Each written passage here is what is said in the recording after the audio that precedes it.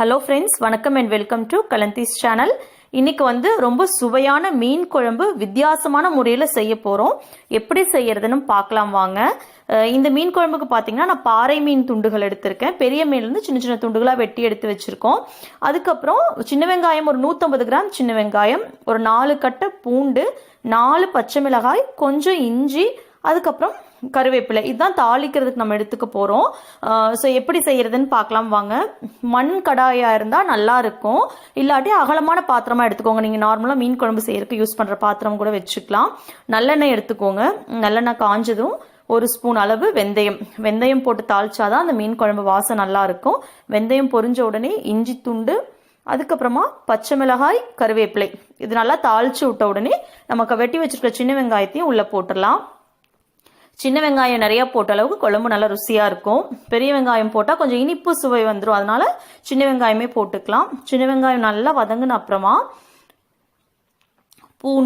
பூண்டும் சின்ன வெங்காயமும் மீன் குழம்புக்கு எவ்வளோ சேர்த்தாலும் ருசி அதிகம்தான் ஆகும். அதனால நமக்கு உரிக்கிறதுக்கு எவ்வளோ நேரம் இருந்தாலும் இன்னும் கொஞ்சம் கூட சேர்த்து ஆட் பண்ணிக்கலாம்.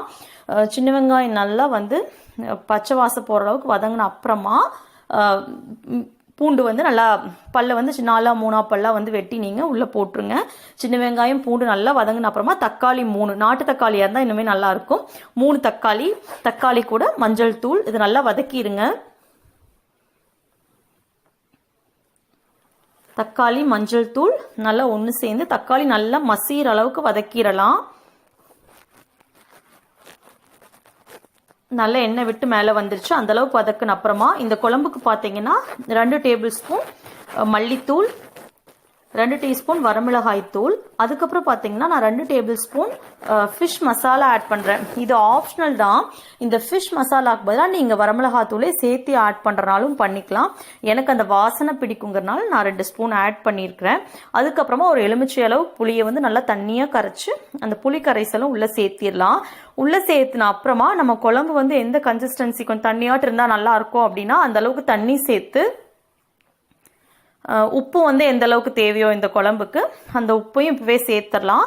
சேர்த்து இதை கொதிக்க விட்டுருங்க. நல்லா கொதிக்கட்டும். இந்த புளி வந்து பச்சை வாசம் போகிற அளவுக்கு கொதிக்கணும்.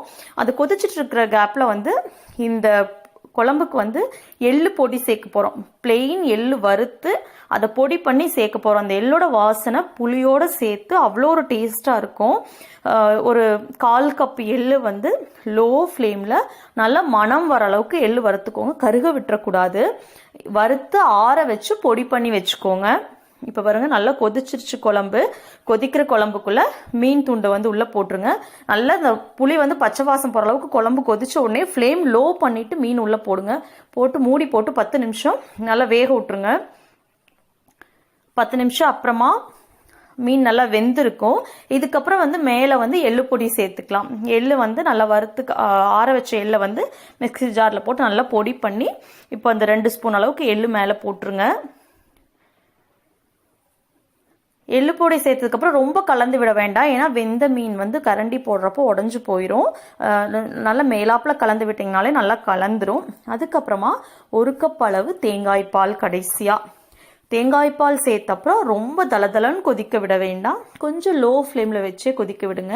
ரொம்ப தளதளன்னு கொதிச்சா தேங்காய் வந்து திரியாக மேலே வந்துடும். பாருங்கள் நல்லா கொதிச்சிருச்சு. நல்லா எண்ணெயும் மேலே விட்டு வந்துருச்சு. இந்த அளவுக்கு கொதிச்சா போதுமானது. உப்பு சரி பார்த்துட்டு நீங்கள் ஆற வச்சிடலாம். எப்பவுமே மீன் குழம்பு செஞ்ச உடனே சாப்பிட்றத விட செஞ்சு நல்லா ஆறுனதுக்கு அப்புறம் சாப்பிட்டாதான் அந்த மீனில் வந்து அந்த குழம்பு நல்லா இறங்கி இருக்கும், ரொம்ப டேஸ்டியாக இருக்கும். ஸோ இந்த வித்தியாசமான மீன் குழம்பு ரெசிபியை உங்கள் வீட்டில் நீங்களும் செஞ்சு பாருங்கள். இந்த எள்ளு சேர்த்து மீன் குழம்பு வந்து எப்படி இருக்குது அப்படிங்கிற கமெண்ட்ஸும் கீழே கமெண்ட் செக்ஷனில் போஸ்ட் பண்ணுங்கள்.